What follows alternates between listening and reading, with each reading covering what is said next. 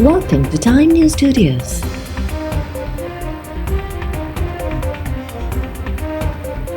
You are watching 4 p.m. Bulletin. Pahalgam वाक़े में भारतीय गुजी एजेंसी राज जो किरदार बेनकाब अहम दस्तावेज़ सोशल मीडिया ते लीक। दस्तावेज़ में हिदायत ॾिनी वई त पाकिस्तान मुख़ालिफ़ बयान मीडिया ते 36 कलाकनि बाद बणाइणो आहे। दफ़ाई माहिरनि मूजिबि पहलगाम वाक़ियो राज जे तय ऐं मंज़ूर थियल कार्रवाई हुई। कश्मीरियुनि ख़िलाफ़ भारत जी नफ़रत खुली करे बेनकाब थी वई आहे। दस्तावेज़नि मां साबित थी वियो आहे त पहलगाम वाक़ियो ॿिनि हमलनि जी फॉल्स फ्लैग ऑपरेशन हो।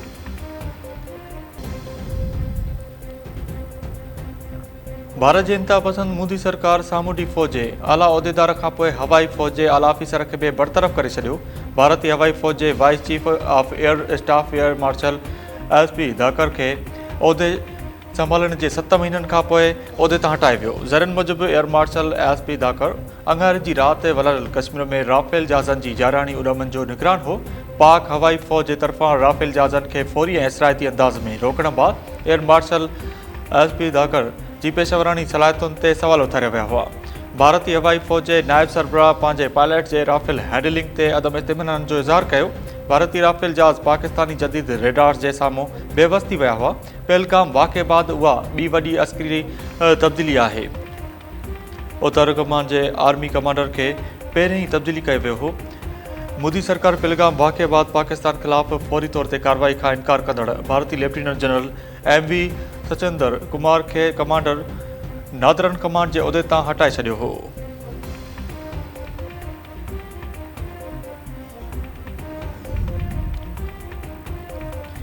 पहलगाम वाक़े खां पोइ पाकिस्तान ऐं भारत विच में शिकताण वधण सबबि पाक फ़ौज कंहिं बि अगराई जो मुंहुं तोड़ जवाब ॾियण लाइ मुकमिल तौर ते तयार। सिक्योरिटी ज़रियुनि मूजिबि पाक फ़ौज जूं जंगी मशक़ूं भरपूर नमूने जारी।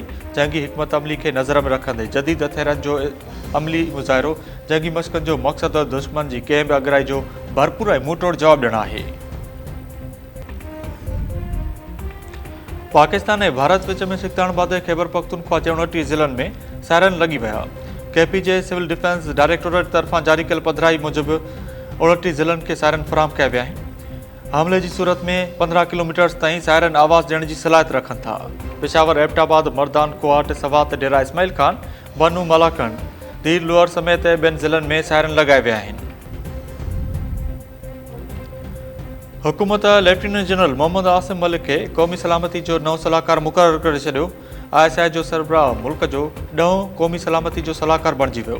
काबीना डिवीज़न तरफ़ां जारी कयल नोटिफिकेशन में चयो वियो आहे त general Asim Malik DG ISI जे उहिदे ते बरक़रार रहंदो।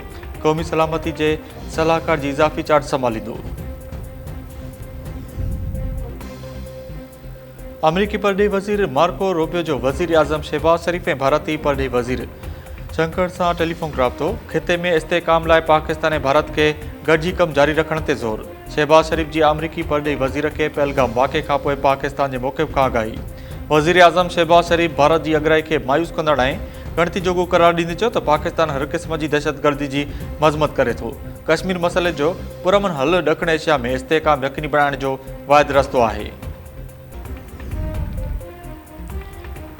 भारतीय अगराई जो मुंहुं तोड़ जवाब ॾियण लाइ तयार आहियूं। असांजी हवाई, सामूंडी ऐं ज़मीनी फ़ौज भारत तरफ़ां कंहिं बि क़िस्म जी अॻु भराई जो भरपूर जवाब ॾियण जी सलाहियत रखे थी। PP चेयरमैन बिलावल भुट्टो ज़रदारी जो परॾेही ख़बरूं इदारे खे इंटरव्यू। बिलावल भुट्टो ज़रदारी चयो त माज़ी में बि ॾिठो वियो आहे त ॿिन्ही मुल्कनि विच में जंग थी। असां नथा चाहियूं त शिकताण वधे। आलमी बिरादरी शिकताण रोकण लाइ क़दम खणी पहलगाम वाक़े जी आज़दाणी ऐं गैर जानिबदारानी जांच यक़ीनी बणाए। ॿिनि एटमी ताक़तुनि विच में शिकताण घटि नथी त जंग जी सूरत में अख़्तियार करे सघे थी। ॾखण एशिया जे रवायती मुख़ालिफ़नि विच में शिकताण हमेशह गणती जो सबबु हूंदी आहे। नरेंद्र मोदी जी क़यादत में हिंदुस्तान इलाइक़ाई अमन लाइ हिकु संगीन ख़तरो आहे।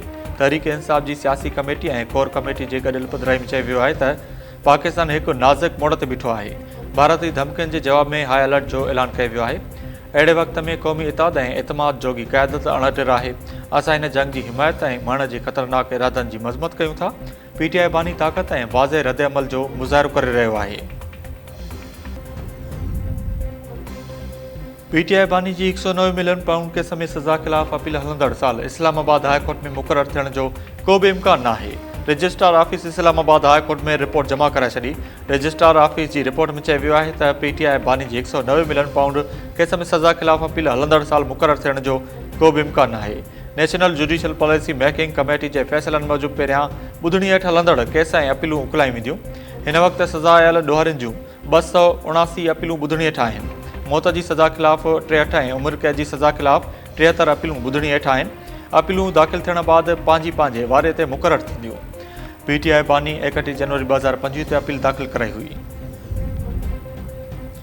मां सम्झां थो त असां जज इंसाफ़ नथा कयूं। सुप्रीम कोर्ट जे जज जस्टिस जमाल मंदोखिल इस्लामाबाद में कॉन्फ्रेंस खे ख़िताब कयो। जस्टिस जमाल मंदोखिल चयो त आइन मूजिबि समूरनि इंसाननि जा हक़ बराबरि आहिनि।